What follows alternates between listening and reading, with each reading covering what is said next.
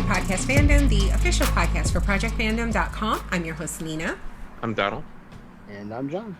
And we are back to cover an all-new series. It is a mini-series, limited series on HBO Max called DMZ. We're going to be talking about, it's only 4 episodes, and we're only going to be talking about the first episode tonight. I will give you some more information on the show in a moment, but first, we're kind of going to shoot the shit, but maybe not really. I got all kinds of shit to shoot if you want. I know. I'm trying to. I haven't shot shit in like 7 years. I know. Well, I know because I podcast damn near every day, but like John hasn't been here since we finished. What's the last thing we did? Station 11. Yeah, Station 11. So, kind of quietly do that, please. What is this? I don't know. So anyway, I'm so sorry, you guys. But I have a BTS concert in like 30 minutes. So I just wanted to. Who is at our door? That's not our food. I don't think so. Yeah, that's what I think he's come in to say that he gave us the wrong food. Sorry, guys. This is the worst podcast ever. That's not good. She handed me like a bag of potato chips, and then she pulls out it looks like a sub sandwich. I'm like, we ordered sushi, so okay. Anyway, so the guy just came back because we had the wrong order. He was cute. What did he look like? I mean, he had a mask on and everything, but he still looked cute. You're all loud. I bet he heard you. Anyway. I'm so glad I didn't answer the door. I look busted as hell. So I just want to let you guys know who are listening to this. I swear the podcast is going to start any minute. And I know I am not editing this. The website is being kind of like rebuilt, redone. Go do that in the other room. And, so I've been spending time working on that, and I'm not very good at it. At least not from this level. Like, there's a lot of stuff that it's like, it's not just difficult, it's just a lot, and I don't know. My heart's not really into it. Like, I felt like it was easier when we put the other website together. I don't know how to explain it. It just felt easier. Now it's just a bit more confusing. So, but anyway, ProjectFandom.com is going to be up and running fairly soon, and from now on, that's where you can go to leave feedback, check the schedule to see not just what podcasts are being published on any given day, but what podcasts are being recorded. So there'll be 2 calendars up there. Obviously, you'll have access to the shows. We will still have premium shows that are only available on Patreon. You'd have to be a subscriber, patreon.com/podcastfandom. But the website will be more podcast focused. As you know, we previously had an editorial site where we were doing written reviews of a lot of TV and comic books and stuff and conventions and stuff. So we stopped doing that when I went back to school, and we're fully focused on podcasts. So the website will reflect that. Hopefully within a few weeks. I try to work on it every day, even if it's just something simple like I'm going to change the color of these words. I'm not kidding. Like, that's an accomplishment to me, okay? Oh, I'm going to move these buttons over here. I think they look better. That type of thing. So I try to work on it every day. This week, I'm going to be putting a lot more time into it. So there's that. And like I said at the start, this is one of our free shows. So this is available, wherever you get your podcast. But again, we do have premium shows that we're covering, and I will tell you some of those at the end of the show. Okay, I'm so sorry. Oh, also, because I have a concert starting soon, I'm eating my dinner while we record. So if I'm not going to be like, I'm not a savage, but you may hear me taking a sip of something or like the crinkling of napkins or something like that. I'm sorry, you guys are just gonna have to deal because I am starving. And like I said, my babies are taking the stage in like 30 minutes. Yes, I still love BTS. So, DMZ, you guys. This is, like I said, a mini series based off of a, was it a comic book? Yeah, comic book series, right? Yeah. Mm-hmm. Written by Brian Wood and Ricardo, well, it's by Brian Wood and Ricardo Berchielli. I'm not sure if one is the writer and one is maybe the artist. And like I said, it's been adapted for television on HBO Max, adapted by Array, which is Ava DuVernay's property baby company. Yeah, she directed this. I don't know. And if she directed this. And she directed this episode. And she it directed stars the pilot, and Ernest Dickerson directed the other 3. Ah, okay. It stars Rosario Dawson, Hyun Lee, Benjamin Bratt, and others. So we will be what? And others. And others, yeah. I mean, I would read all these names, but I mean, I'll say their names when we talk about their characters. Yeah. Those are probably the 3 most recognizable names. Let's keep it real. Yeah. I mean, I think like Mamie Gummer is probably, but yeah. We haven't seen Rutina Wesley, but she's in this too. Don't nobody really know who that is. I'm sorry. What's What's one? her name? Mamie? Oh, Gummer? Mamie Gummer. I don't know. Yes. I didn't know I her know name, who but I've she seen- is because I didn't know Meryl her Streep name, has but a I've seen daughter on every fucking show on HBO right now. Right? It's like, I honestly was like, is this? But it's not. It's great. It's not Grace. It's the other one. Yes. They look alike though. They do Right? very much. They do. I didn't even occur to me until this show that there are 2 of them. Like, because I was like, oh, this isn't the one that was in Mr. Robot, right? No. The other, is not. great, but she looks like her. Right. Like, I mean, yeah, duh, it's they're almost like they're sisters. sisters. Right. But God, That's she really not the looks girl like from Mr. Robot. Mm-mm. No, this is her sister. And they're both Meryl Streep's daughters. Yeah. Mm-hmm. So, no, I mean, no shade to her, but like if I said Rosario Dawson, I don't think many people know who Hoon Lee is either. I know who he is. But I don't know that he's necessarily a household name. I feel anyway. like he was the best part of this episode. Oh my God. First of all, there were so many fine men in this episode. And listen, I am always embarrassed to be attracted to men because God, that's embarrassing. But oh my God. I was like, first of all, Benjamin Bratt. Right? Is that those tattoos? He just looks like a grown ass man. You know what I mean? Just like a grown ass man. But like the guy that got his ass beat, what was his name? 2-4-4-2? Jordan. The leader of the 2-4-4-2, whatever it is. He was cute. The guy who beat his ass is cute. The grown-up son is cute. His Benjamin Bratt's right-hand man is cute. I was like, geez, Louise. And then she meets Wilson, who, listen, I was like, if this man isn't Asian, we're going to have a problem. Because he had all those Asian women at the door. I was like, this is looking real fetishy. But anyway. So that is the show. We're going to be covering it 1 episode a week. You're going to hear my dog panting into the mic now because I have food in front of me and he's greedy. But yes, that's my dog. How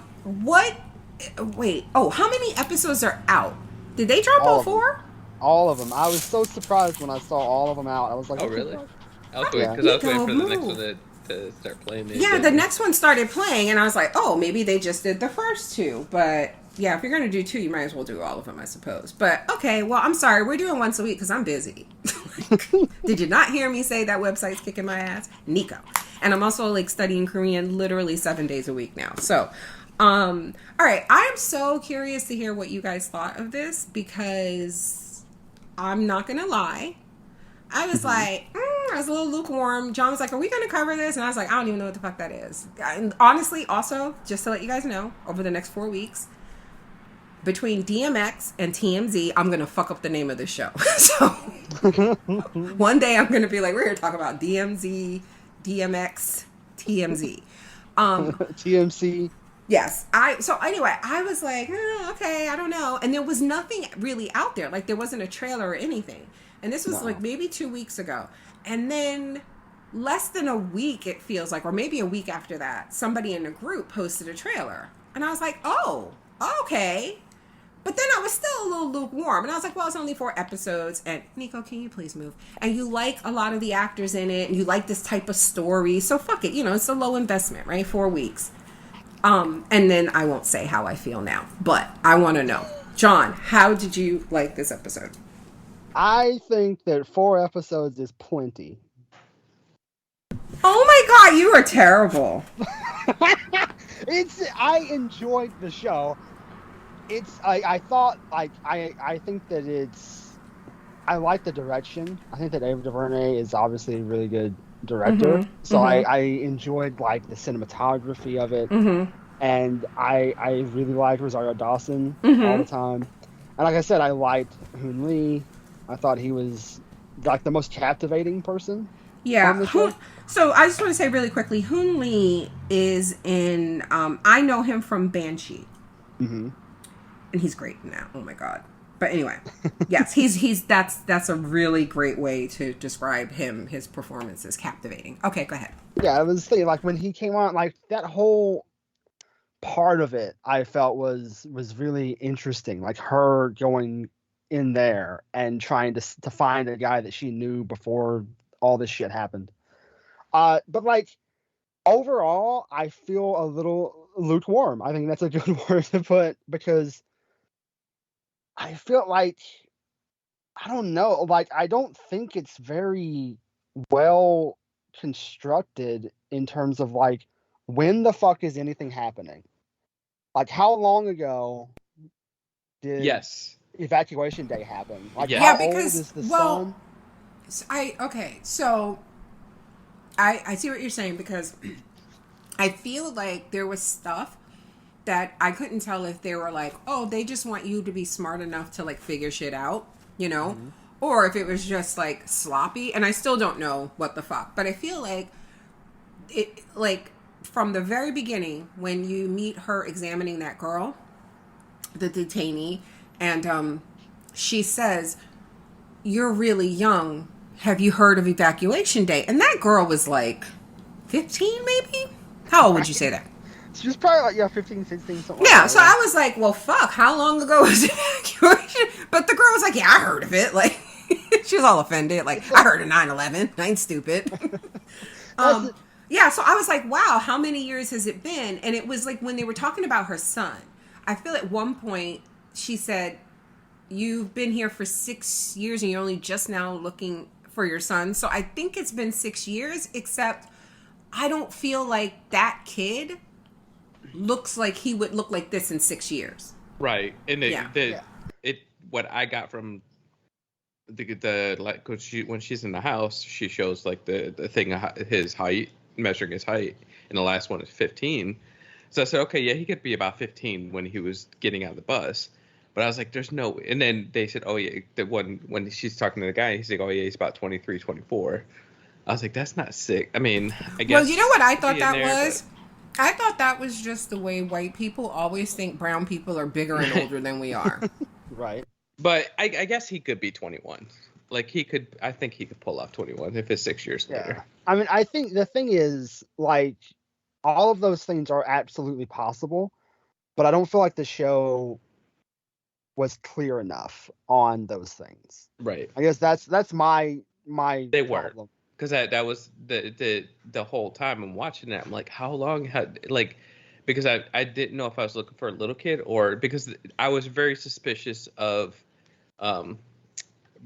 what's his name, Brad, what's his the Parko. I was very suspicious. I was like, that's got to be her the father, or the husband, or whoever, like the one that was in jail.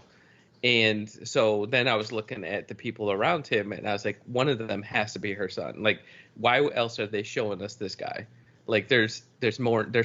He's somebody in her life. So that was the whole time. I'm just looking at the people around him, and then once I saw the spray painter, I was like, that's got to be her son. It was just, to me, it just came off very obvious. That's racist. Listen. Okay, so here's the thing. Why else would they show us those? No. I didn't. Okay, so I'm going to be honest. I didn't. Sorry, I was closing up my food. I didn't. Yes, it was obvious. But when I was watching it, it didn't feel obvious, if that makes sense. So, because I just watch a lot of TV and you kind of know how stories work, I was like, okay. Clearly, like, you know, it's not going to be like, oh, she's going to find her son and everything's going to be fine. You know what I mean? Like, he's going to be well adjusted and, you know. Yeah, 12 hours left, 4 hours left. It's like, that ain't going to work. Right. But then as we're like, they're showing us these other people, like Benjamin Bratt and Odie and stuff like that. I just thought, clearly their paths are going to cross, but I didn't necessarily think there was going to be like a prior connection between anybody. So it wasn't like necessarily on my radar. But when she was asked about the dad and she said like he was in jail, and then it was clear Benjamin Bratt was about that life. Mm-hmm. Then they showed that flashback, and the way her baby hairs was laid, I was like, oh, she was about that life. She was out there dating thugs, you could tell. She looked a little thuggish, okay? Them baby hairs was laid, okay? So then I was like, okay, that's clearly what it's going to be. But I was still a little fuzzy on whether or not we were supposed to believe that that guy, the scout, was her son because of the time. Because like you guys said, they don't do a good job of making it clear. And I just feel like I still don't buy that this kid looks like that 6 years later. They should have just cast a bigger kid, an older kid. And like honestly, like I know how old Rosario Dawson is, but she don't look the age that she is. Listen, that was the other thing, because I was like, but you know, again, TV, right? So I was just like, I bet they're gonna try to make us believe that big ass grown ass man is her son.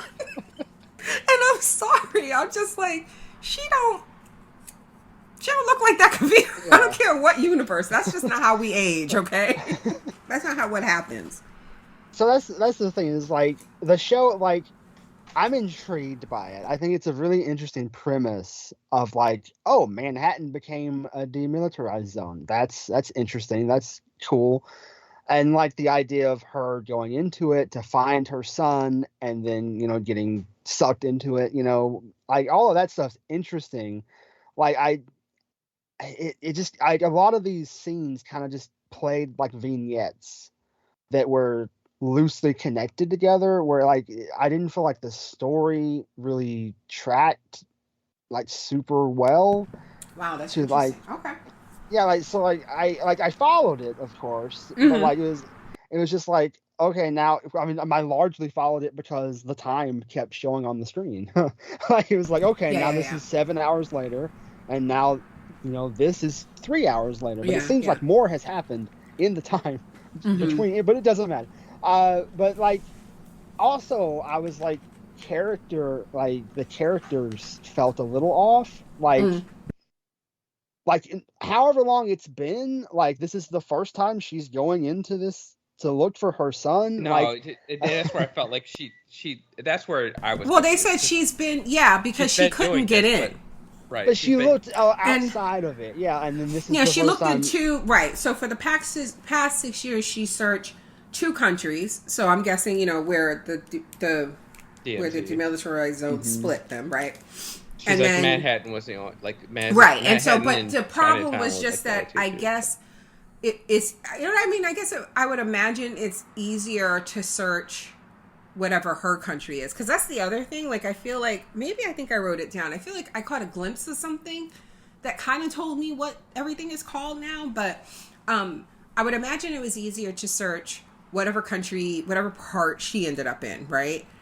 Then the probably easier to go cross the border into the other country and search however long that takes than it was to get into the DMZ, obviously. So, I mean, I was kind of okay with that. I guess, like, there didn't seem to be a lot of urgency on her part at any point. That's just my view. Okay. Donnie, what about you? It just seemed like she was like not, like even when they were getting on the bus, it was just like she was just kind of like, you know, like really. I thought. I was like, why is he not like? Why is her arm not wrapped around him? Why is she not holding his hand? That I will say yes, because I hold Jack's hand if we walk to the fucking mailbox, like right. And this is like an evacuation. And my son is 13, and I will stay with me. And I keep his ass gripped up. Yes. Yeah, that bothered me. Yeah, overall, I liked the episode, and I look forward to the others. Like by the end of this episode, for sure, I was like, okay, I'm really into like her being in here and like, you know, painting the wall and you know all that shit. I was into it. Okay, Donnie, what about you? Yeah, I mean, there's aspects of the show that are good. I think the time stuff was just weird to me. I don't think they should have been 6-year gap because New York ain't that big. I mean, it is big, but for 6 years for her to not know, like, this guy's in charge of Chinatown, that her husband is out there trying to be a governor as big as he is, and like I felt Right, like you get that she was not there. right, but I felt like she had been going in there. Like that's No, how she that's hasn't. so So this is the first time. Yeah, she This is says the first is time. so where but she's been checking other Don, areas. okay, of the let me DMZ. let me That's hold where on. I'm confused. All right, Outside. let me set up the premise of the show, which I should have done. And when John was talking, I was thinking I should have did that, but because I forget. Sometimes people listen to podcasts about shows they don't watch. Okay, so I'm going to read this straight from Wikipedia, and then we can kind of expand on it. So, DMZ is an American dystopian streaming television miniseries created by. Nope, that's not what I want to read. Hold on. Alma Ortega, a New York City medic, becomes a symbol of hope in a demilitarized Manhattan island while trying to find her lost son during the Second American Civil War. Okay, that was really not what I was looking for either. Okay, but basically, the United States experienced, like they said, a second Civil War. Which, I don't know. I feel like maybe 5-6 years ago, people might laugh at that. Now it's like, yeah. Mm-hmm. That's like I sleep with a gun. Right, exactly. It's the only time I feel safe. So America experiences a second civil war, and it leaves the country clearly split into two different countries. But they're still at war, right? Like the fighting is still going on. But each side has declared itself its own, sovereign nation, and the only kind of demilitarized, the only off limits place from this war is the island of Manhattan. So when she says, and as you see, she's from New York City. So on evacuation day, her and her son was separated. He remained on the island of Manhattan. She left. And what I was saying was, huh? I don't buy. Like, if you lose your son, you're leaving? Like, yeah, I don't know why. Yeah, because I don't remember. I feel like the scene just ended with her calling for him.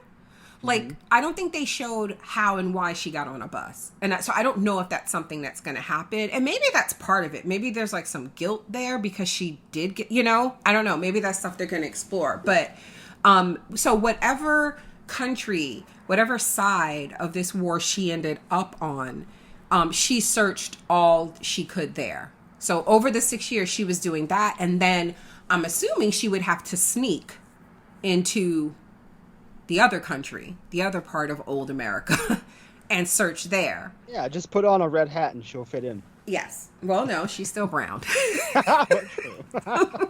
And Latina, okay?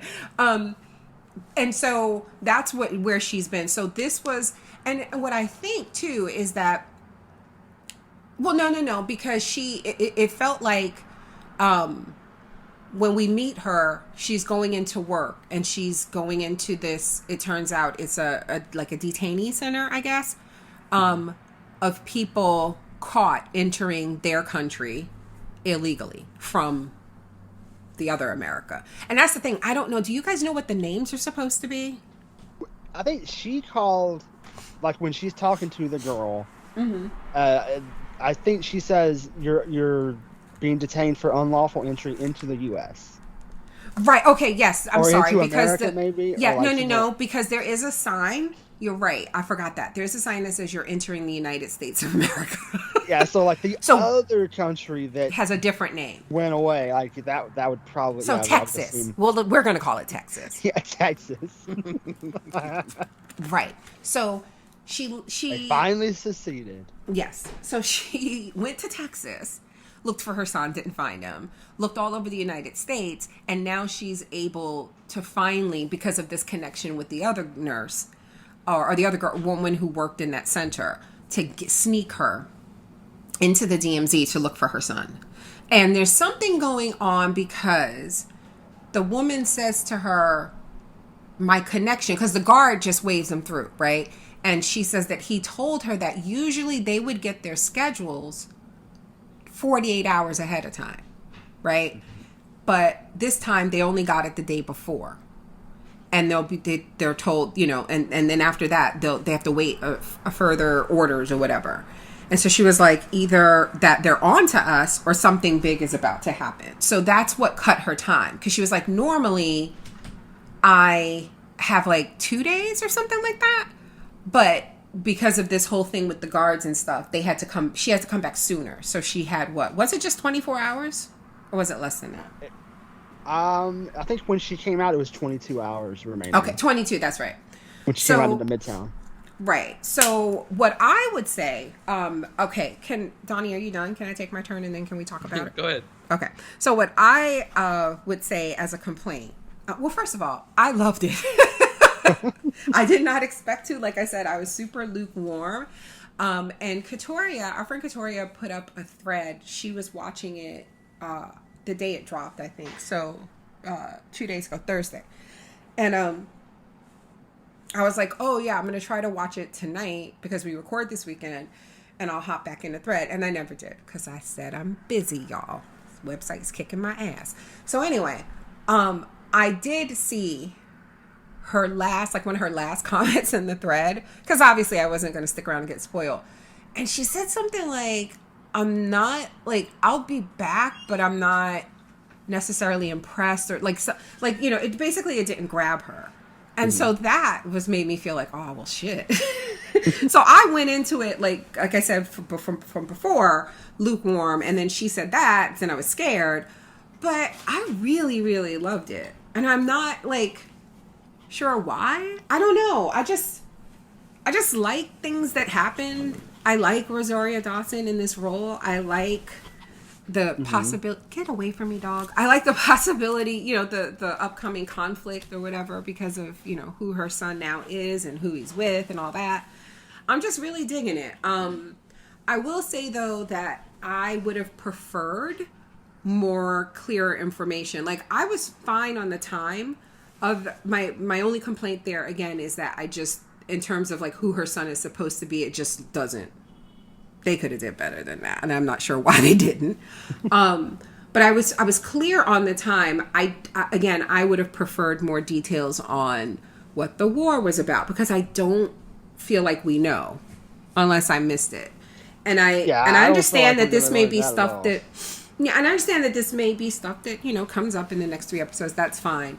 But from a first episode, me personally, unless there's some reason that enhances the story for you guys to kind of like dole this information out and reveal it later, I just would have preferred to know at the start some way. You know, maybe, you know, even somehow if like, and there was opportunities to do it, I feel like when what's his name, Parko, when he's given that speech to the other groups, you know, and he's talking about how, you know, they want us to pick sides or something like that. Like, I feel like that would have been an opportunity for him to say like what the fuck the sides are, what they're fighting over, you know.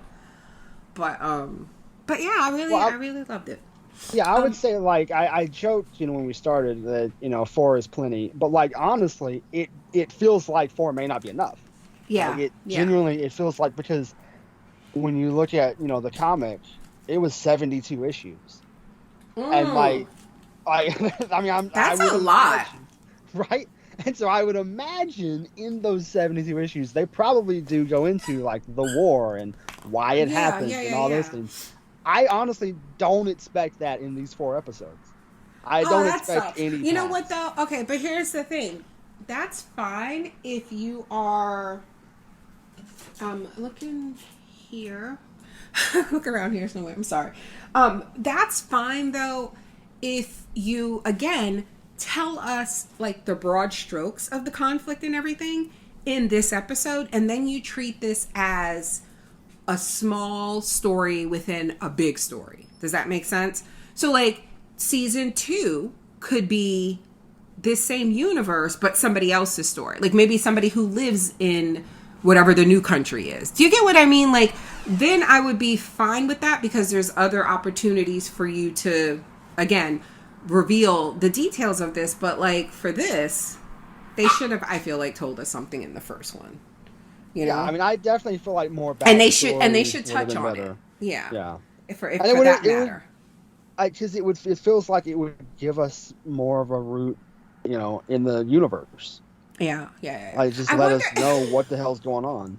I wonder if there's somebody like there's somebody listening like these dummies, and they're gonna be like, there was that scene where this happened, and they tell you everything or something.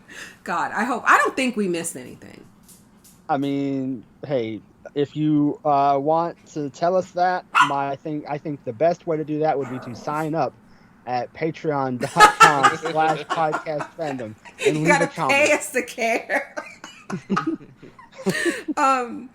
Okay, so let's talk about the episode. Also, I just want to say for the record that I'm okay with starting the concert late because it is the second night of a 2-day concert. And I've actually seen this particular concert a bunch of times, but they do change up the set list a little bit. Nico, you need to get out my face. I love you, but you gotta go. I don't know what you yipping for. He's just looking at me, cocking his head to the side deeper and deeper the more I talk. But anyway, I don't mind starting it a little bit late because I gave my best friend my login password so she can watch it too, because one of the things that your ticket comes with is that you can watch it on 2 different devices in 2 different locations. So that's kind of cool, right? And it was $80. So I get 2 concerts, and then I can share it with like 2 other people, and I can see my babies in my underwear, and I don't have to catch COVID. So, okay. Y'all ready? The details? The episode? Yeah. Okay. So first of all, I don't appreciate that this show started with geography because we all know I suck at geography. So when she's talking to that girl and she was like, I thought it was here. She was like, I got caught at the Hudson. I was like, okay, I know what the Hudson River, they had me. But then she was like, west of so-and-so. And I was like, oh, Poughkeepsie. Oh, fuck this. So I don't know what the fuck. That's one of the things that I really enjoyed about the show was that as you go through the episode and she's like, now we're in the East Village. Yeah, now we're in Chinatown.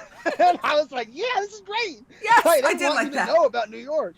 It felt, you know what? In that way, it felt like a video game. It did. Like when you play Saints Row and different neighborhoods have different, like the way, especially when he gave his speech and he was saying like the different group, they look like gangs from Saints Row. Yeah, and I like the fact that they treated those introductions not as scenes in the show, right? But as like introductory, like these people are aware of the camera. Yes. And they're like cheesing for the camera. Yes.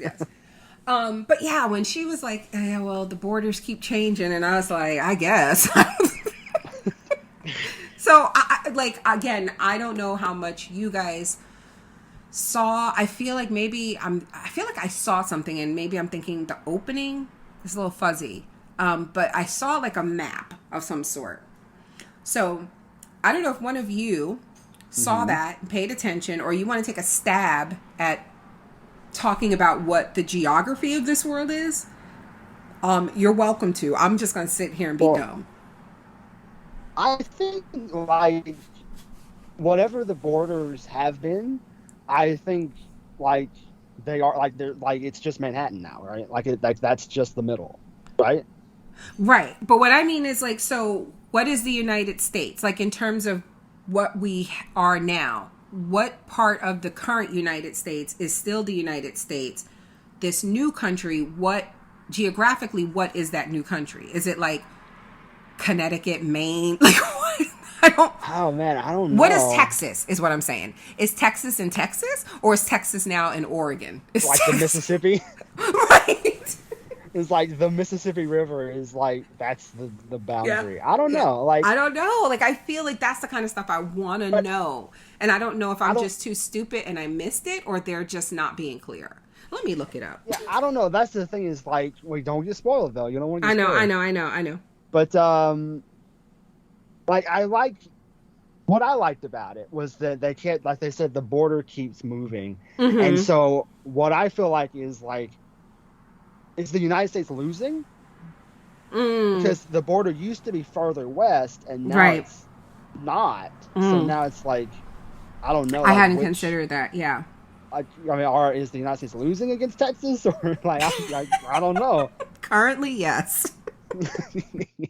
You're right. Uh, um. Yeah, I really can't find anything. Nico, can you please go away?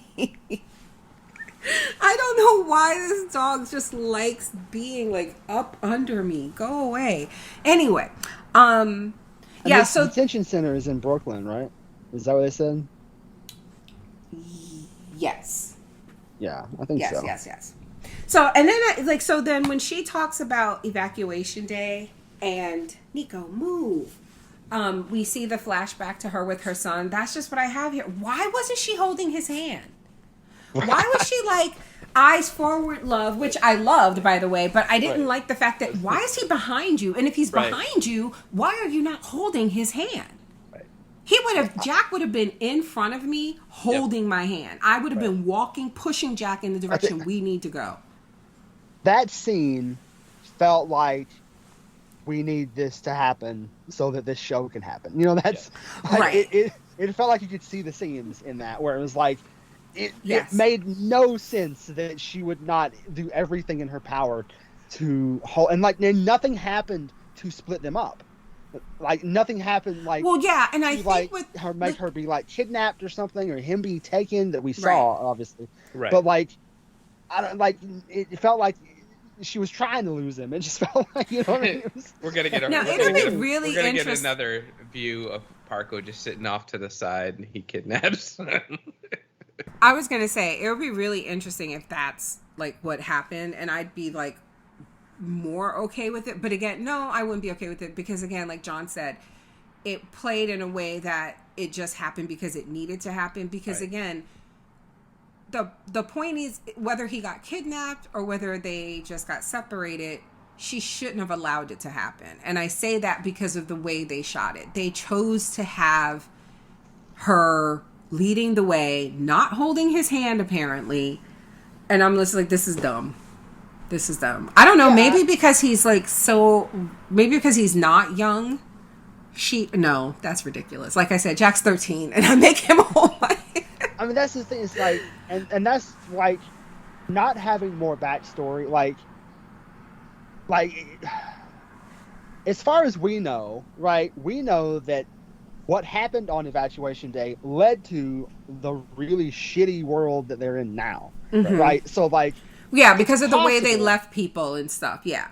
So, but it's possible, right, that on evacuation day, it didn't feel as dangerous. Like, it didn't feel like that big of a deal. Yeah. That makes sense. Like it was like we're just getting on this bus. We're trying, but like, given that we don't know that, right? All we know is what we see in the present day, which is that shit fell completely apart. Yeah. So it's like all we can go on is on evacuation day they knew shit was getting bad, and so like she really should have been holding his hand and making sure they didn't get split up. So so she gets help from this woman that she works with who clearly has an end to smuggling people into the DMZ. And they come through this, the subway tunnels. And when they come above ground, they're in Midtown. And she tells her, meet me back here in 22 hours. And she tells her, stay downtown. Like, basically, the people everywhere else are... What did she say? She was like... I can't remember the term she used. You better go to Kaylee. I can't remember the term she used, but Alma, who's Rosario Dawson's character, she repeats it later when she sees how the people are living, and they seem fine. They're like trading, and there's music, and you know what I mean? Like, and I can't remember, like they've given up on life or something she said. But anyway, and then we meet Odie. And Odie was heartbreaking because I did not know this man was dead. No, I don't. Neither did I. Yeah. Then when that happened, I was like, "Oh shit!" Because I was like, "Why is this old man telling this child to leave. Yeah. Okay. So listen. And then when they was like, oh, because he's fucking dead. Yes. So I got it that he was dead when he said, "We both know I'm holding you back." And then I was like, "Oh, okay." Like he can't. Yeah. I didn't get it until we saw the dead motherfucking. The Rolex. I was like, oh. Okay. I was like, oh, maybe he just means you're taking care of me. You're spending all your time taking care of an old man, your grandfather. Like, why? Well, see, okay, okay, cool. I'm sorry, I was muted. So, like, in the beginning, when he was first talking to him, I thought he was, because again, this woman tells us that where other places is just terrible, right? And we meet this kid and he's talking to the hamster or whatever, and he's like, "You could die any moment now." And I'm just used to that. I was like, well, damn, this little nigga spitting. It's like, I'm like, wow, it's really tough out here. I'm thinking he's living like in a war zone. So when the grandfather is like, "You need to leave," I thought, oh, he wants him to go to one of those other areas. Like, you know what I mean? And live a better life, but Right. leave him here. And I was like, that's rough. Like, wow. And then when he leaves, there's a fucking cougar cheetah. What the fuck was that? Yeah, I think it was a cheetah, and I was like, okay. I was like, holy fucking shit. Grandpa, do you know that there's a cheetah outside? You just sent this little nigga outside. There's a cheetah drinking from a fucking muddy puddle. What is going on? And then the Odie looks at the cheetah and he's just like, "What's up?" I'm like, what the fuck? I was like, I see why the grandfather wants him to go live where people are like barbecuing and having a good time. I appreciate that the cheetah observes the DMZ. Yes, this is a no violence zone. Listen. So this whole episode, you guys, I thought that boy was not going home. I thought he left home. I thought he listened to his... This is some sweet tooth. Yeah, I did not think that he was just out shopping and doing hood rat shit with his I'm friends. looking at that map, by the way, and it's split up by the USA and the FSA. Yeah, I was just going to say, I have here in my notes, FSA loyalists. Yeah. So what is... The fuck Florida? Does that mean? Florida? Federalist? Probably Federalist bullshit. Anyway. Florida States of America. So what is the layout, though? Does it say? Do you have that? No, it just shows the DMZ in the middle of it. So, and then it says USA. So, when I looked up, I Googled map of the DMZ, and they showed the map from the comic book. And it shows that the U.S. is just New York. Like, the only part of the U.S. left is New York, basically. New York and there's a couple of the surrounding areas there. And then everything else is FSA? Yes, everything else is Texas. Rest of the whole Texas U.S. and Florida. is FSA. God damn. They are losing. This is a Handmaid's Tale right here. Right? So basically, Washington D.C. and stuff is still the U.S., but the rest of the U.S. it's all FSA now. So then, Alma runs into Willie Nelson. Right? I was like, he's like, Willie Nelson, what's going on? I was like, what the fuck is this? And then he was just like, "What's up?" And I was like, wow, that was this is Daryl. not as bad as this woman said it was. That was Daryl and Dog. Yes. So then we meet the Spanish Harlem Kings, led by Parco Delgado, played by Benjamin Bratt. And he goes to Central Park where, I guess the DMZ itself is broken up into these I don't want to say gangs. But they are Affiliations. What did you, affiliations? Is that what you said? Yeah. Okay, affiliated gangs. Gang affiliated activity. Yes. But yeah, so they're broken up into these groups that for right now seem to be, like coexisting okay. And they have decided to, is this the first time they're establishing some sort of government themselves? Or have they had this and now he's just running for governor? Like, there's already a governor. Like, that's where I was confused. Like, well, it comes off as like he because his whole speech, he's talking about how they're trying to get them to all fight each other inside the DMZ, but he's like, we're all stuck. They're the ones that locked us in here. We need to all just be that's right. It is the first time because their whole thing is they want to be recognized as their own country, as their own state. Right. So I felt like I couldn't tell if he wanted to be a governor of the United States or governor of. Like that's I didn't know if he was actually going. He was going to actually join the fucking Senate. I president of Manhattan. Yes, of Manhattan, exactly. Right. Nico, can you go away?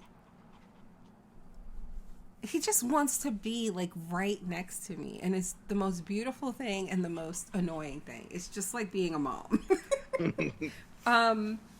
So yeah, he speaks to all these different groups, and it seems like they are the most powerful, right?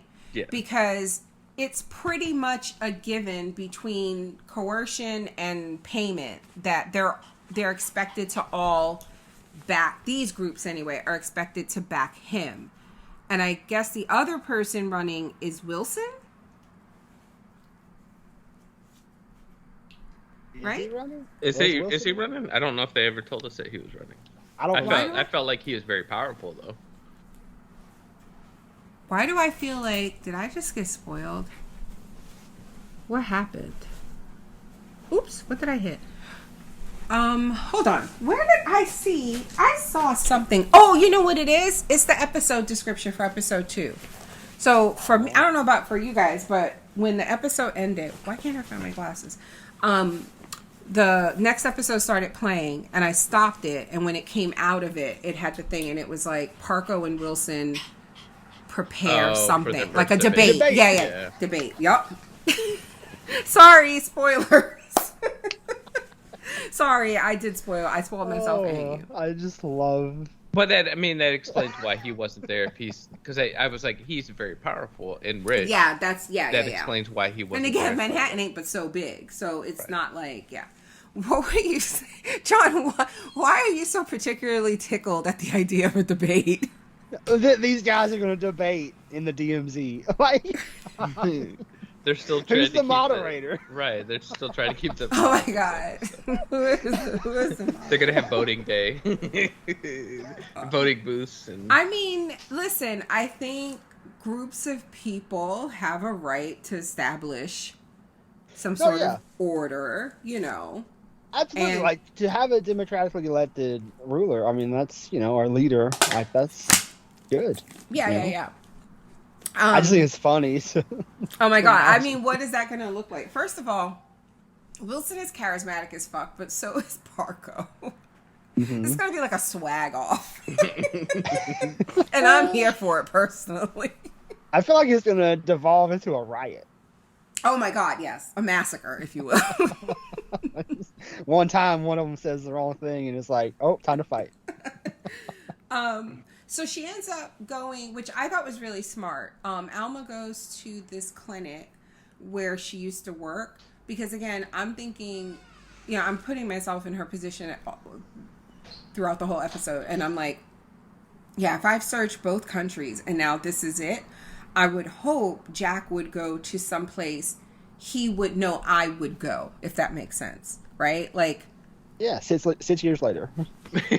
Well, I mean, you're gonna. I'm sure he was there for the first year or so. I feel like maybe they didn't do, and I will concede that it's possible they didn't do a good enough job impressing upon you guys or others how hard it was for this to happen, if that makes sense. Like, I believe them when they say it just took 6 years because of the war and how, you know what I mean? Like, imagine, I don't know, like trying to sneak into Canada. But like during a war, you know what? Okay. But like during a war, and you're just a regular person. You're not like a soldier. You have no reason to be at the border. of, with a country we're at war with. So like that must be hard to get access to that. So I believe that it took 6 or years. during a pandemic when they have the border shut though. I'm just saying I believe that it took 6 years, but I can understand if the show didn't do a good job showing that it took 6 years. I don't know. Maybe because she just got in so quickly to Right. like, well, Yeah, I guess. Yeah. But I mean, imagine how long it would take to like get connections to know these things and trust it. Right. You know what I mean? So I buy it. I guess the thing is, like, I'm not a parent. That I know of. I know. No, but like I'm not. But I just feel like the show starts and she's kind of just like going about her day. And I'm just like, if I lost my son, I wouldn't be able to, I don't think. No, I get you. But Years, I mean, I feel guess. like that's the thing. I think that's the point of the 6 years. Like she felt, because I didn't know like exactly what was going on when it starts. Because like you said, she wakes up and she's going through this process. Like they have to, she's like decontaminated or whatever.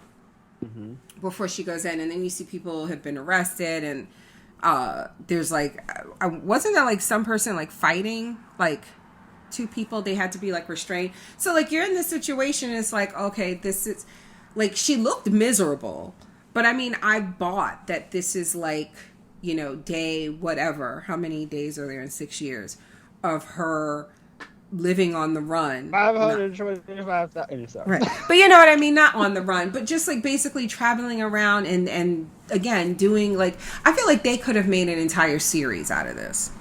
Like people love this shit. You know what I mean? Like, but her just trying to find her son and trying to get into this country. And then, Right. Like it played to me like, obviously I know that this isn't the case.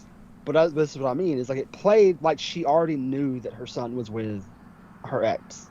Oh, and like that she, like, oh, I just need to get in there and get my son away from him. Mm. That's how it felt. Like it didn't feel like there was like an urgency that like, I don't know where the fuck my son is.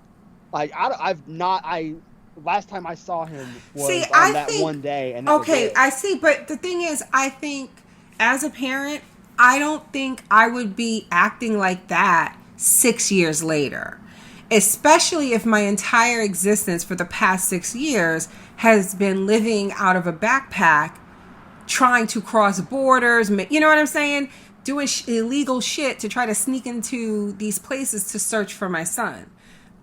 So now when the woman is like, okay, we're here and you have 22 hours and she has a plan where she's like, okay, Manhattan is not that big, but it's huge when you're looking for one person, right? Okay, I'm going to go to the places where I think Jack would know that I know to go. So he's going to go to our apartment, maybe, So that makes sense to me. I don't think I would enter the DMZ like frantically running and being like, you know what I mean? Like, where's my son? Like, because she's been doing this for 6 years. She felt kind of like no, maybe Jack Bauer's too harsh. But you know what I mean? Like, you get that she's just been living on the road for 6 years, searching 2 countries, and now, finally, the DMZ for her son. I get it. It worked for me. I'm just saying. But at the hospital, this is where we meet Rose, right? Her name is Rose, right? Yeah. The Gummer lady. So now, I don't know about you guys, but knowing that she is a doctor, I was like, or what they said, a medic. I was like, oh, this is how she ends up staying, right? Like I thought she may not find him, obviously, in the first episode. And again, I know it's only 4 episodes, so I'm thinking, oh, because, I'm thinking she's not going back, right? We all knew that. Like, we were like, something's going to happen where she doesn't go back. So I thought this is going to be it. It's going to be her having to stay here and help. Especially when Rose dies. Right, yeah. But then when Rose died, I was like, there we go. But then she made the grilled cheese and she was like, I got to go. And I was like, well, shit. Maybe that's not what this show is about. I thought it was really interesting, like, when Rose is like, she knows how to do this shit better than I do. And I was like, what are you not a nurse? Are you not a medic? Like, what, you're just running this clinic here? Like, How did you get into this position? She was an assistant, and she was. It felt like, it felt. I don't know about you, Donnie, and we watch a lot of the same stuff, obviously, but I feel like we've watched recently a lot of stuff again, like post-apocalypse type world situations where people with like, please no one get offended, but like, you know, they're a dentist, but now they're doing like heart surgeries in this new world because they needed anyone with any kind of medical training, you know, or how like in Battlestar Galactica, you know, the Secretary of Education becomes the president. Or just sometimes you watch someone give birth and suddenly you're a doctor. Suddenly there you go. That was I mean, that was the whole Station 11. Jobbing? Yes, exactly. So I have in my notes at this point, things are going too well because she's like, she helps out and Rose lets her look through the patient logs, and there was a Christian that had come in at one point, but the last name is smeared, and she's she mentions that a man named Wilson, and I like this because the name was like kind of different, that it would stand out in like New York City for someone to say. You know what I mean? Like, I feel like my name is super common in New York. So if someone was like, yeah, Nina Perez, she runs the so-and-so out of that, I don't know that anyone would be like, Nina Perez from so-and-so hospital or Nina Perez from Podcast Fan. You know, I don't know. Maybe I'm not explaining it right. But I like that, you know, when she says his name, which I think is like Wilson Lim. Lynn, yeah. Lynn. And she was like, Wilson Lynn from Presbyterian Hospital. She was like, I don't know. He runs the so-and-so tea room. And he's basically like Kingpin. And did she say he was like a janitor or something? She said he was an orderly. Okay, orderly. Okay, I was like, that he was steal drugs and sell them. She was like, are we talking about the same guy? Because that's a come up. Right. And that's what he says. He's like, yeah. I'm completely different now. Oh, I'm so annoyed that I only got one. I'm still hungry and I finished it. Wah. All right, I'll go make something. Anyway, so she's like, I'm gonna go see, you know, well, at least to my thinking, I don't remember she says it, but my thinking was, oh, that's gonna be her next lead, right? She's gonna go see this Wilson person, or at least, you know, to see if it's the same person. But, you know, again, she told, if anybody's gonna know, it's him, you know. So yeah, because she was like, "Can I get in there to see him?" And then Rose right, that's like, right. She was no. like, "Yeah, that's not how that works." That's right. Thank you. So I was like, "Wow, things are going too well." And then, sure enough, Rose gets shot. Yeah, like this guy comes out of nowhere. First of all,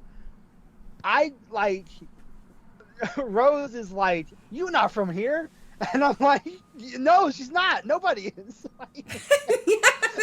Yeah, she's like 40. Yeah, she's not from here. Yeah, I mean, yeah, they want you to. I know what you mean. That's stupid. Like, well, like I got it. Like, I what she meant. Like, you don't live here, but like, they had to get to that point. If you've been in the zone for this since evacuation day, which presumably everyone has, you should know these things. You should know these people. You should know these names. And this is the thing, like, 100%, like, I like that they had Rose figure that out, and, like, Rose is like, can you get me out? Like, it kind of, it illustrates, like, the desperation that I like how she wasn't, like, I feel like I thought she was the type of character that would have been like, you're not from here. Can you help me get supplies in? But she was like, fuck these people. Can you get me out? But then, like, she dies. And it's like, okay, like, that goes nowhere. Like, nothing happens to that. Not only does she die, she gets shot and survives that. And he gets shot again because of Alma. Because of Alma, she gave her the fucking gun. Wait a second. I will say, listen. So wait, let me back up. When she gets shot, right, it's because Alma's bag gets snatched, right? Right as Rose figures it out. And Alma chases the guy, even though Rose is running behind her saying, let it go, let it go. And they run into a zone where apparently you enter it, some gang territory where you get your ass fucked up if you enter it. Yeah, this is like some PUBG shit. Yes. Crossing the bridge, and it's like you can get shot. Exactly. So she runs out there to get her bag, and Rose gets shot in the process. So I was like, what? I was like, this is a switch, because usually it's the white woman getting the brown woman shot. And so by the end of the episode, when they killed Rose, I was like, I'll take it. Because y'all know what the fuck I'm saying. Usually this is white woman shit.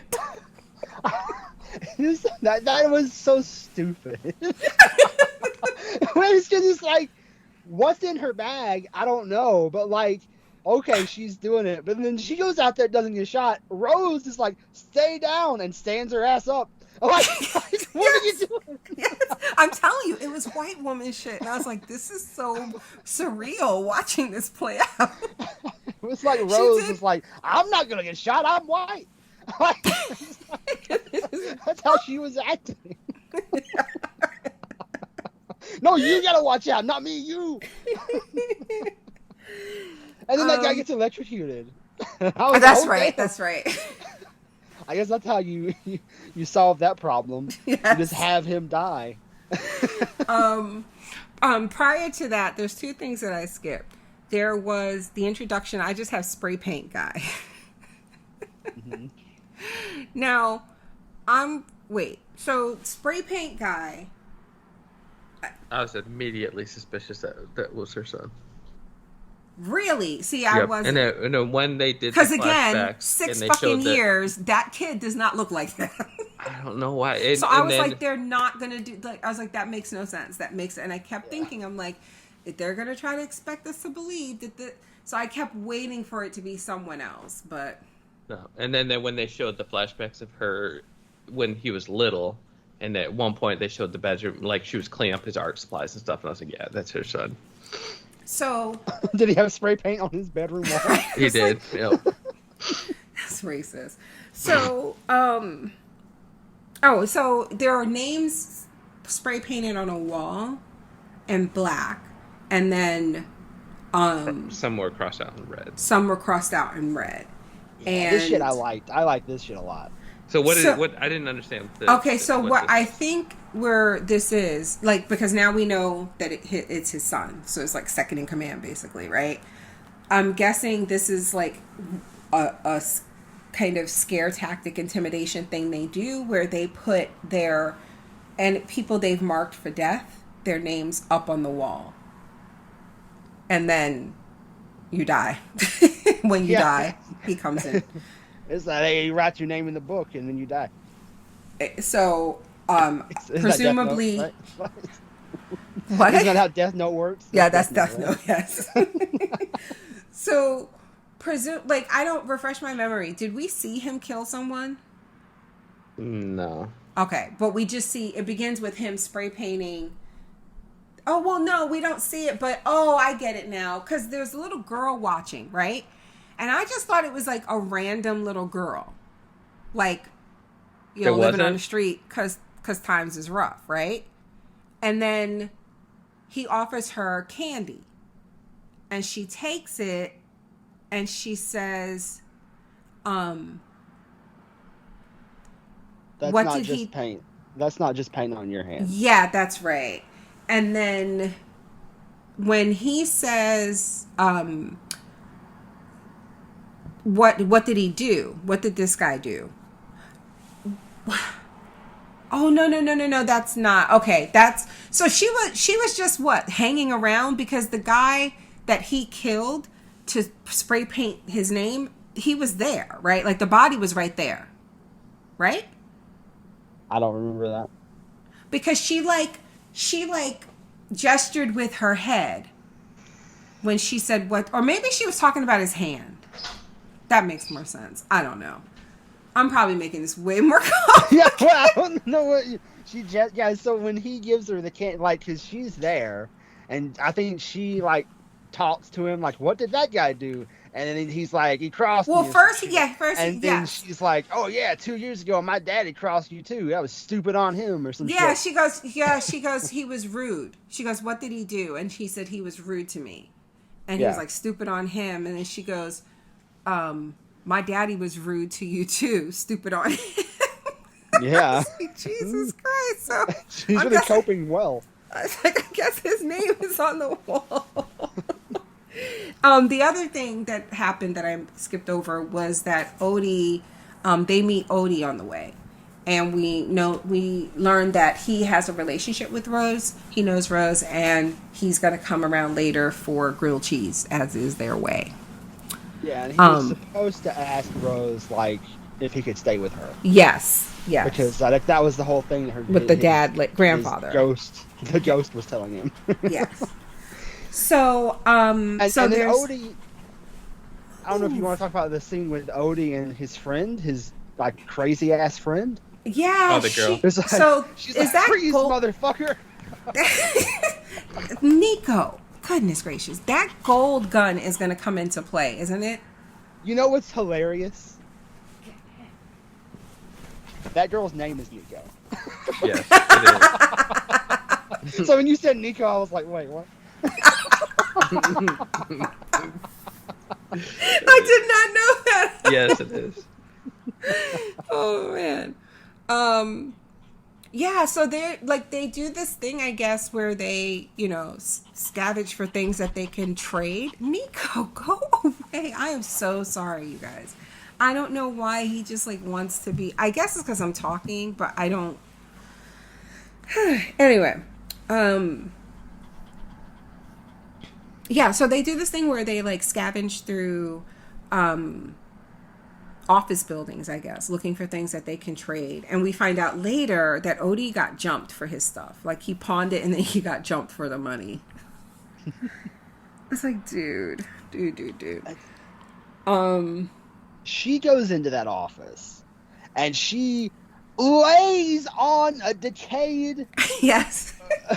body to pick up a gold gun. That's how. This is how you know. This is how you know that it's rough out there. I was like, they are letting you know that these kids is different for them. Because how old are they? 10? Maybe 10? I mean, yeah. So that's and they're already this hardened. So that, they were out on them streets when they were 6. Yeah. This isn't Stand By Me. You want to see a dead body? No, you want to lay on one? Right? Just thanks, mister. Jesus. And she had a method, too. She was because he was searching the cubicles. And she was like, no, those are the peons. You got to get the offices with a view. That's where the gold-plated guns are. This was a video game. It's you got to go through this door to unlock the special weapon. And there's cocaine in that drawer. I mean, not anymore. She took it. Probably. So Jordan, who's the leader of the 2-4, we learned that he tells, I keep wanting to call him Falco from Attack on Titan. So every time I say his name, that's why I pause, because I have to remember his name. Parco, because it doesn't help that there's Porco too, right? From also Attack on Titan. But anyway, Parco, he can't offer their support. Publicly, everyone was yeah, we're with you. But he speaks with them privately, both with their crews, and he tells them, yeah, I can't offer my support. We can't be bought. And he's like, okay, that's fine, but only if you can walk out of here after fighting him. Now, is this the spray paint guy? It is this right? Huh? I thought it was. I did totally, was not 100% sure. I don't know why they just look different to me. So her son, maybe it's not, but I think so. I don't know. I feel like we might be being racist. Let me look it up. I feel so he turned her son into just a psychopath. Because I thought, like, because before they go to that meeting, he meets with Skell, right? To say, like, I need you with me. And then they go to that meeting, and so that's why I just assumed, oh, yeah, he needed him there because he needed him to beat this guy's ass. Okay, I missed that part. Yeah. He's like, because I know somebody going to step out of line. And sure enough, like, right when they walked in, right? That guy Jordan was like, I need to talk to you later. He's like, oh, so it's you. So they work on Rose, right? The bullet was like, it didn't hit any major organs or whatever. And she tells her to rest up. And then they put on the screen 5 hours remain. And I was like, damn, really? Like, I just felt like... Right? She got shot. She got picked up, brought back to the hospital. Right? And she still had 5 hours left. And next thing you know, she's in Chinatown. So I'm like, okay. I mean, there ain't no traffic. So, like, you can get that's true. And then I just have in my notes in all cap, does Wilson need a wife? I was like, girl, you need to stay. Like, he was with it too. Yeah, I mean, apparently. Yeah. Like, no, think about it. If you think that your son is here because you're certain, and this is like, well, I mean, obviously now we know, but at this point in the show, if you think about it, it's like she has to think her son is here, right? Because if he's not, then he's dead, right? So, like, why go back, right? Like, you only had 22 hours. Why go back? If you're sure your son is here, I would be like, Wilson, can I just stay with you? Okay, maybe not be his wife, but, like, be his friend. Yeah, she's got. Yeah, that's where I think she's got to go back to Wilson. The only thing that I can think is like, I'll leave this time and then come back. Like, but if I don't leave with this lady who's guiding me, I won't be able to get out. Yeah, I guess. So maybe it's like, oh, but I don't know. He had money and food. He had money and food and stuff. I don't know. And I mean, it's a better life than she was living out there. Right, that's what I'm saying. Anyway, but then, like, I knew she had 5 hours left, and she's like drinking with him, and my thing was, I'm still thinking she's not going back, right? Like, you're waiting for the thing that's gonna, like, make her stay. So I'm like, something has to happen where this heifer fucks around and, like, doesn't make, you know? So when she actually was there, I was like, what? What is this? I guess show? Episode 2. Right? So at this point, though, when they're talking and he's telling his story, as much as I thought it was interesting, he was like, this took a little bit too long for my taste. You know, like, I felt like she should have immediately just been like, I'm looking for my son. Oh, you mean Wilson? Yeah, I'm sorry. Who did I say? No, I mean, I thought, because we were gone to the tunnel, and now we're back. Oh, yeah. No. Yeah, I meant that at this point, I knew there was 5 hours left, and I just felt like a sense of urgency was missing. This is where I felt like, why doesn't she, like, get to the point? Like, this is why I'm here, you know? Right, exactly. Like, yeah. So by the time she said his name, and he, like, shook his head, okay, so now knowing what we know, and I hadn't considered this, it's just popped into my head. Now knowing what we know, how much does he know? Like, he has to know who Parco is, right? He has to know who Parco's son is, Skell. So when she was asking for her son, and he says, oh, I remember your kid, she says, you know, she asked and he shakes his head no. Was he lying, or does he not know? I think it has to be that he was lying. Like, it could be because, like, one line. Then again, 6 years and he don't look like that. So I'm kidding. Right, but one line that he gave was, "I know everything." Yeah, like he made. That's right, because he knew she got smuggled in and how and who. Right. Yeah, and so, like, when you have a character say, "I know everything," yeah, either he knows everything, or there's one thing that's going to get him killed that he doesn't know. That doesn't know. It's yes. Like those are the two options.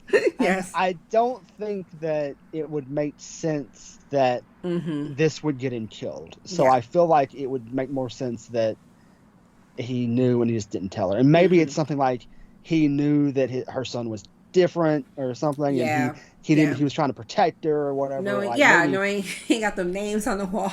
it's like Which maybe she it'll come saw, out that's right? why Like he she lied. Yeah. she saw those names when she was out with Rose, right? Yeah. So she understood the meaning of it or whatever. So she goes back to their apartment, and I was so surprised that like somebody hadn't squatted in this bitch.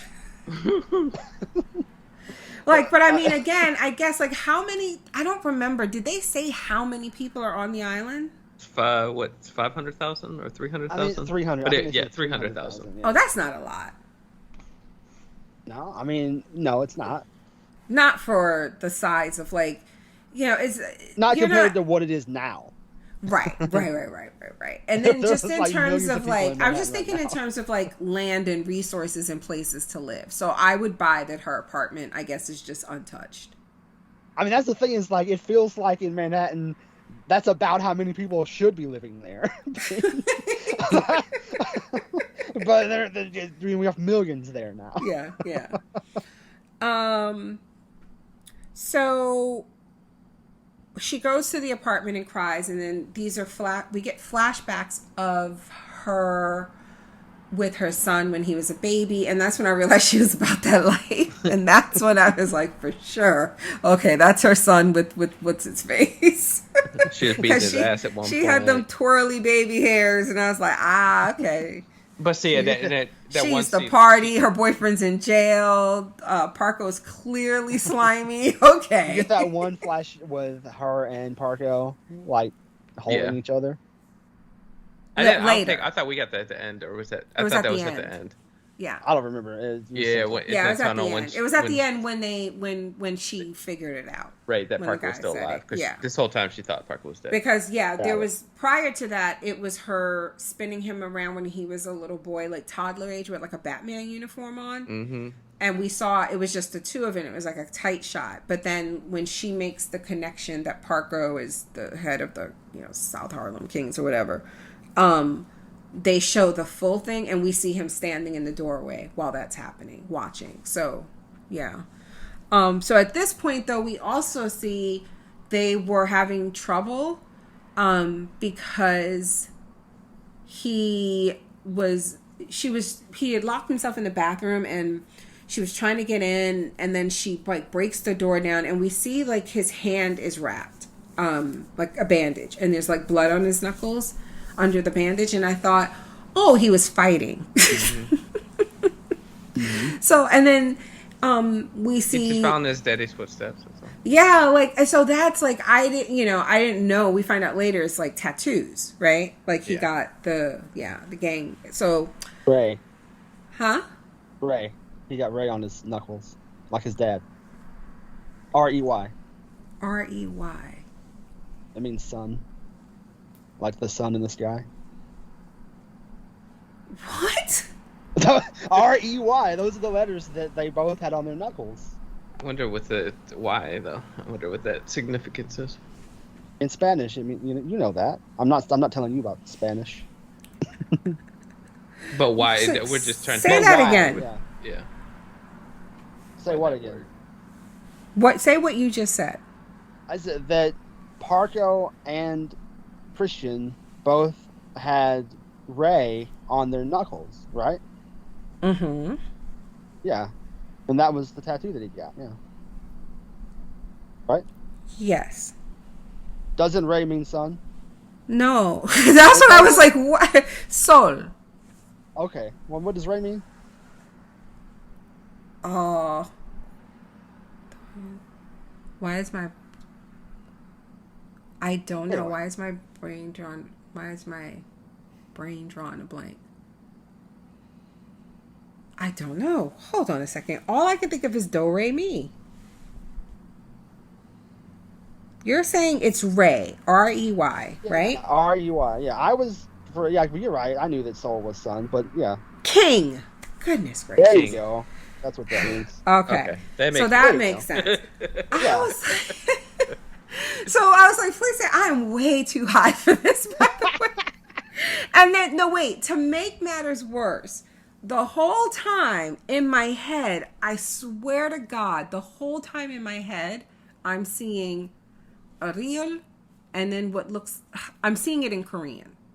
The whole time you're saying R-E-Y. And then at one point you said like the sun in the sky. So then I was like, no, that's R-A-Y. So that's why I was like, so that's why I said, say that again. Because I was like, I'm high or he's not making sense. Yeah, I was wrong. Yeah. Okay, no problem. I get it now. Okay, so that's okay. That's what, and so he got the tattoo that his dad has. Basically. Right, and that was what the fight was about. Right. Yeah. But at the time, again, I thought it was that he had been fighting. Right, because what could be so serious or whatever that he has blood on his hand. So Odie, so why is Rose shot? Like, who was this? What? Because the guy that came in that when Alma first got there, like he had been attacked, right? Like this is what I got, was that he had been attacked and somebody tried to kill him. So then someone came in to take him out, and then Rose happened to be in the same room, and she had that gun. So when that person who killed that guy tried to kill that guy, Rose tried to shoot that person, and then that person shot Rose. So, okay. Yeah, I got that part. I got that she just happened to be in a room, and because she had the gun, which she wouldn't have had before. But I didn't get why this guy was shot. So this was the guy from the beginning, and this was somebody just coming to finish the job. That's what I got. Okay. But then again, I thought Ray meant son, so... And I thought you were talking about like sun rays, and I didn't know, and I was seeing that in Korean, so it's fine. So when Odie shows up and she doesn't let him see or know what's going on, Alma makes him the grilled cheese sandwich. This little kid is so freaking cute, by the way. I don't know if either of you have the IMDb up to get his real name, but I'm doing I thought he was Jordan Preston Carden. Yeah. I thought he was really, really good. I'm typically hard on kid actors. But I don't know. I thought he was really good. Especially in this scene when he was talking to her about names.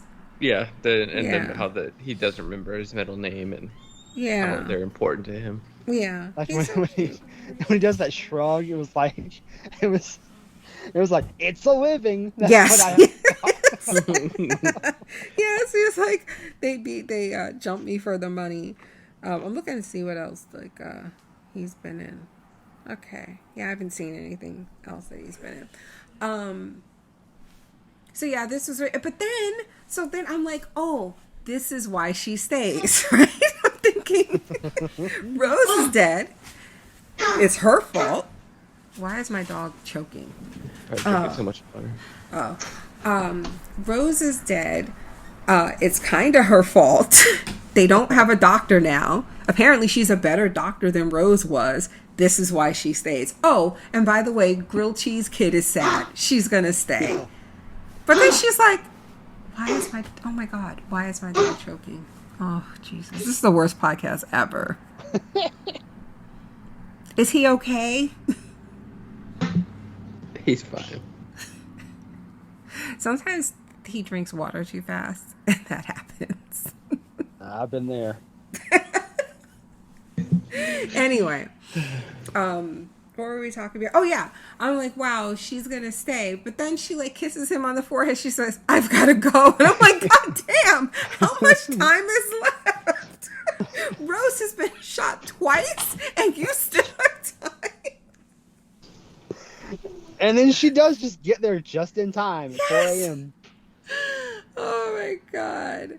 So, at home, this is where we learn that Odie's grandfather is dead. He has been dead, apparently, for a very long time. And they did this good because it was like there was a scene with them talking to each other, and you could see like grandfather next to him. Then they zoom out, and you just see him standing there by himself. And I was like, oh shit, he's dead. Then I didn't even notice the hand until they zoomed in on the hand and sticking out. It's like I didn't know Bruce that dead Willis body all was over real. again. I tell you, I only got it because he said the whole, I'm holding you back. And it's that kind of like, you got to move on from me type. I didn't get that. I'm dead type thing. I just Until got they that. showed his dead hands. So John is like, until they show that petrified hand. And even then, I was like, I guess. Like he was like, you're like, was the grandfather wearing a watch like that? I guess. Yeah, I need to rewind it. I did. No, Is this I the honestly, grandmother? there was a moment where I was like, because I know he had, put his hand like on his shoulder or on his head or something. So then when he walked by and he like I think Odie like covers, the whole thing with the thing. I remember thinking, one, how does it not stink to high heaven in there? Mm-hmm. Although it feels like he's been dead for so long that it probably doesn't even smell anymore, or you get used to it. I don't know. But then I was like, are they showing the watch for a particular reason? Like, did they show that watch on the grandfather? And that I don't remember, but I'm assuming they did. Right? Yeah, probably. Yeah. When he came home, he was like, what was he scolding him for? I felt like it was kind of the opposite of like what he said. Oh, right, because he was like, "Did you ask her?" That's right. Right. Yeah, I was supposed to ask the nurse. Yeah. Take care. Can I stay with you because I'm living by myself with a dead body? And that, like, this is so. I mean, now she's here. Like, I have a feeling she's still gonna work. She's gonna be at that hospital, right? Because Yeah, this is how she goes from here into Daredevil. Donnie, do not encourage that foolishness. The crossover we did not expect. I mean, come on. If You're right. It is Manhattan. Oh my god. I mean, they are bringing back Daredevil, right? Yeah. So, So it's when they're leaving through the tunnel, and when they're taking like roll call, right? Alma recognizes one of the guy's names from the wall. So I'm guessing like he crossed Parco, right? Mm-hmm. Well, at this point, obviously by the end we know he did, but as they're revealing this, I'm like, oh, he crossed Parco. Now he's getting the fuck out of the country. Like, it's just, it's like, Jesus Christ, he wasted no time. So, and I forgot to mention, like, I guess, like, they put all those names on the wall, and then he's killing you in order, right? So it's like, when a name gets crossed out, like, you're next. Right? Isn't that what she said? I wasn't paying that much attention. I thought that's how Rose explained it. So it's like one of those things where, you have a shit list up there and he's just killing them one by one. And so I'm guessing when the episode began, Christian, I'm not calling him Skel. His mama named him Christian. I'm calling him Christian. Daddy named Skel. No, I don't give a shit. Fuck his daddy. Even though his daddy is fine. Fuck, what was I saying? The list of the names. So at the beginning of the episode, he spray paints out a name, and so the next name is the guy who was jetting, right? And he knew it was time to go because the name before him went. Does that make sense? That's how I thought it worked. I mean, so anyways, that's what she was like, so what did you do? And then that's when she says, and I like that his name is like, again, Parco. She's like, what's his last name? Bitch, come on. How many Parcos do you think there's running around the DMZ? That Parco is right where you left him. But she remembered Wilson.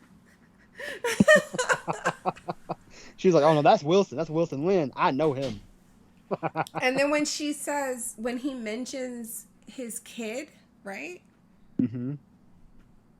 And then she's like, say that again. Mm-hmm. Scowl or something like that, right?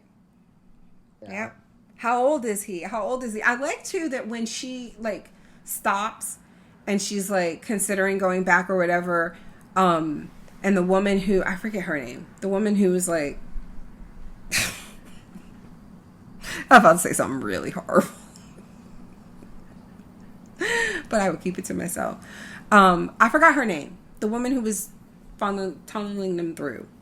Yeah. Okay.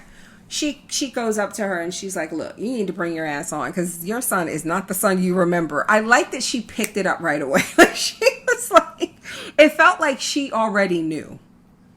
Does that make sense? Uh-huh. Like she didn't have to explain, right? She didn't have to say, oh my God, I just found out. I know where my son, you know what I mean? Like she was like, no, I get it. Your son is that murderer. He is not the same person. No. This whole episode, like, I was like, this lady's mean. Yeah, she really is. She was like, whenever Alma was talking to her, like, yeah, I'm gonna go in here, I'm gonna go to this clinic that I used to work at, and she was like, you don't know what the fuck you're talking about. Like, okay. She's like, you don't know what you're stepping into, man. I'm like, all right, dude. Yeah, she's like one of those people like everything is negative, right? Like you're like, I'm gonna go to school for this. And I felt like she obviously she knew more than she was like telling us. Like she knew Skell was a spray painter guy, so she probably knew Parco. Like, but she never gave up that information.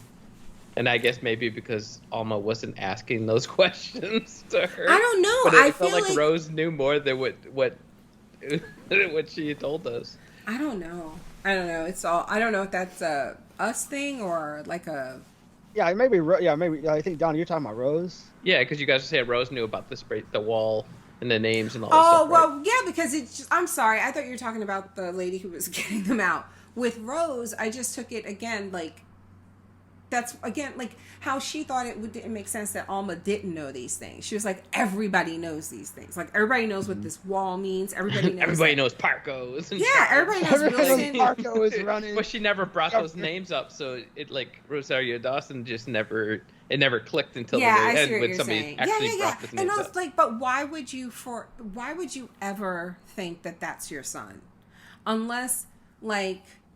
You know, the way he wrote those names, like if there was a flash to like the artwork, you know, in his room, like he had a significant way of Specific drawing style. or writing, yeah, his letters or something like that. If that jarred something in her, but like, why would she ever look at that and think that's my son? My son did that. That's why it's significant that he doesn't use his real name. Yes, Skell. Because like, I'm sure that if she had said, my son, Skell, then Rose would have been like, oh, you mean the spray paint guy? Yes. Like, when she was like, I'm looking for my son, Christian, she was like, I don't know who the fuck that is. Like, I've never heard of anybody named Christian.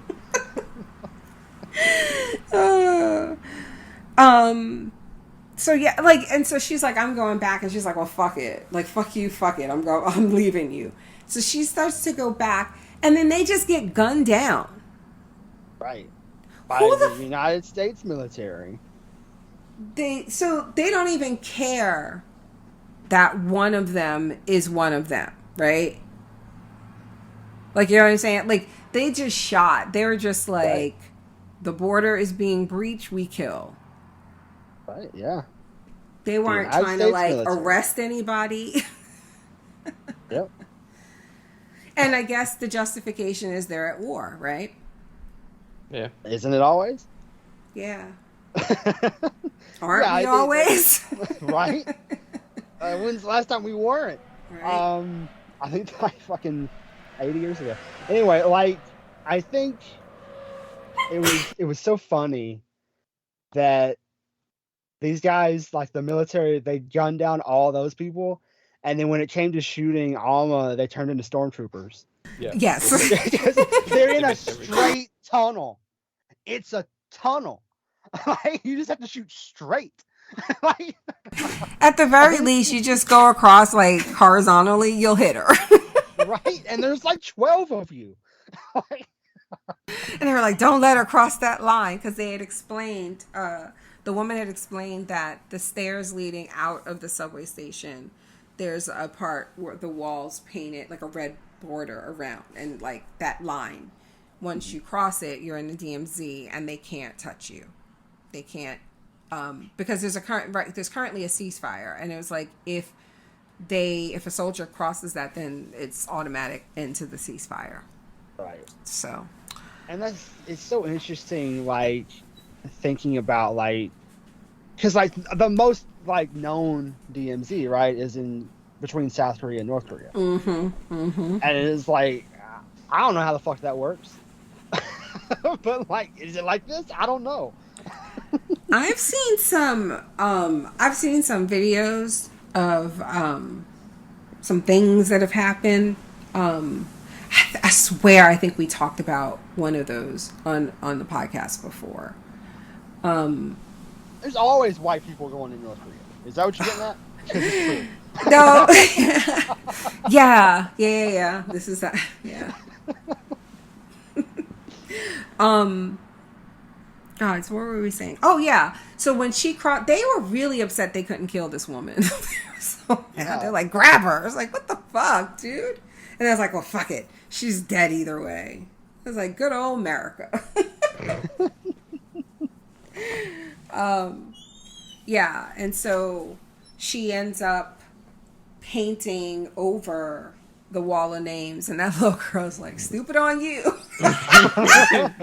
You fucked up now. She can come back to that wall and see her name up there. She's like, I'm about to get some candy. Scale, get back. But what does she paint up there? Eyes forward, love. Yeah. It's like, last time you told me to do that, we got lost.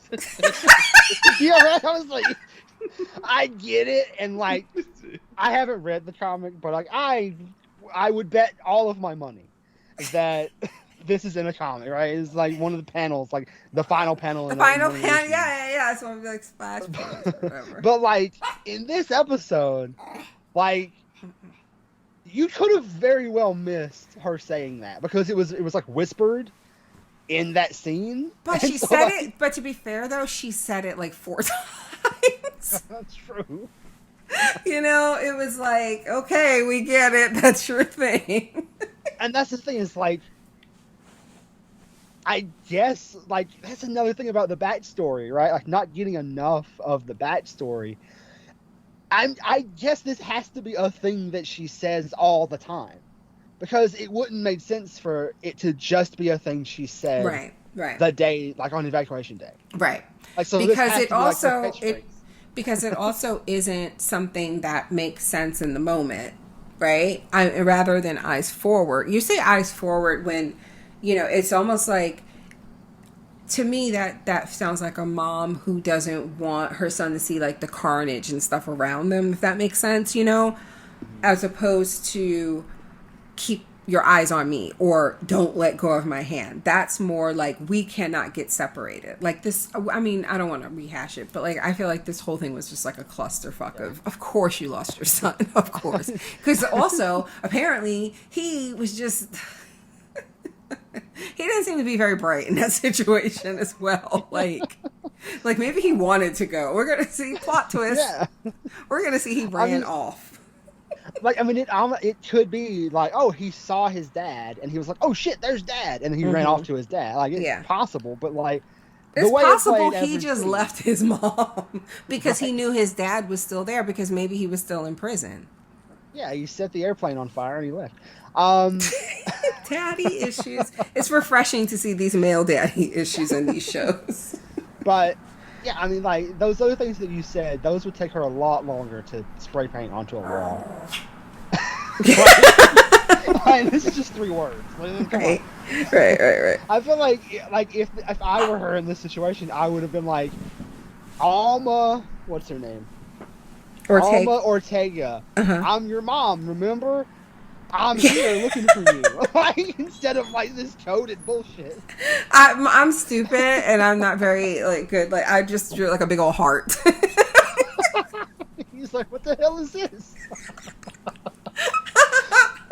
He think it's somebody trying to like get on his good side and not get killed. Oh, I mean, honestly, this was very much a thing you do when you're like making a comic book. Yeah. Because like, otherwise, it's like, why not just put your name on it? I forgot to say before we go, I want to say that I felt like the introduction of the different gangs felt very much like comic book panels too. Yes. It was kind of like, Something you know, like gang like they signs. all look like Fat Albert in the gang. Like they were all just characters. They all had their own matching clothing with Yeah, matching it felt, tattoos you know, and it things. felt like Grease. Like Yes, the it did. pink It was ladies. very Grease. The Yes. Thunderbird. Yeah, it was like West Side Story. I Yeah, just watched yes, that. exactly. The matching jackets and stuff. So, I mean, you know, and not necessarily in a bad way, but it just had that vibe. You know, I You know? liked it. Yeah. I liked that yeah. whole scene where like Benjamin Bratt's When, delivery of his Benjamin Bratt was speech. talking his shit. Yeah, like when he was like, what did he? I want to get it right. Hold on. He said, "That's why I'm running for governor of the DMZ." No way, dude. Oh wait, then when he was like done and he was like, so sit back and relax. We got a fresh hunt coming in. I was like, what? Oh my god, my dog is so embarrassing. No fresh hunt. Thank you, John, for always covering from my no home training having dog. Some homebrew. What was I they saying? hunting Oh in yeah, New so what York? did they mean? We have a fresh hunt coming in. Like what the fuck? What game? They're killing Cheetahs. They're killing the animals from the fucking the zoo. The Central Park Zoo. Zoo. That's not funny. We're gonna get in trouble. But I think They're doing it. But one of the first scenes they show you like downtown in the city all like yeah. damaged, and you hear the subtitles say wolves. Yes, so you can that's hear wolves right. in the back. I had that in my notes. I forgot to say I was that. like, "There's fucking wolves in New York City." And I think we talked about this, right? That Kaylee said this is like her favorite aesthetic. She likes. Did we talk about this? Like what? Maybe. I think Decay? so. In one of Yeah. I think when we did Station 11, we talked. Uh-huh. Yeah. Yes. So so I immediately thought of her when I saw this when Rosario Dawson first crosses over. In that establishing shot of the DMZ, Mm-hmm. what was in the middle of the street? Was that like at the top of a building? Oh That yeah, was the top of the Empire State Building, wasn't it? I think that's Was what it it? was supposed to be. I Yeah. think that's what it was supposed. I remember like at a glance, like going to write down like wolves or something like that, and like catching just like it at a glance. And my impression, and I should have rewound it, but I didn't. My impression was that it was like the top of a really tall building, and I thought the Empire State Building. Yeah, I was I have like, to go back and watch it. this shit really happened. Like, I mean, that's it's fucking terrible. serious. Like that's Well, you terrifying. see the jets come by at the beginning when they're showing Yeah, that's us, true. and they're Yeah, just yeah, dropping bombs on the fucking city. Yeah, so I'm glad you mentioned that because when that happened, I like for a moment forgot what the show was about, and I was like, "Who has fighter jets coming over?" Like I really thought they were about to drop. I was like, "Who's bombing us?" And then I was like, "Oh wait, it's us." Yeah, that's fucked up to think about, right? Very just ugh.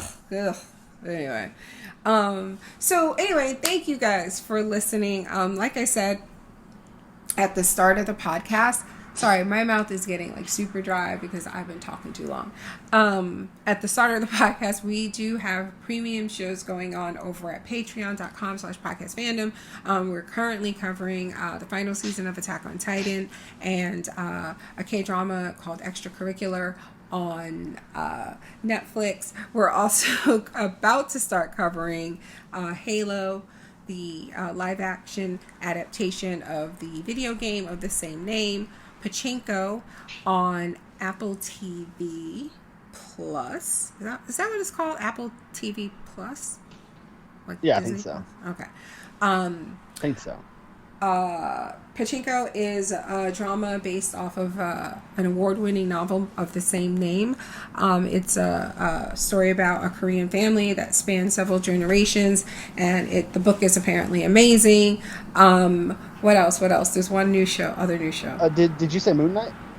Yes, Moon Knight is the other coming this month. That's also on Disney Plus. And there's one more that's right, Donnie and I just started which is over on Epix. Really enjoying it. All of this and more is over on Patreon. So Yeah. with that said, and remember, if you want to complain or make fun of me for not knowing Spanish, go to patreon.com. I already forgot about that /podcast rating. fandom. It's so funny. But yes, we'll be back next week to talk about episode 2 of DMZ.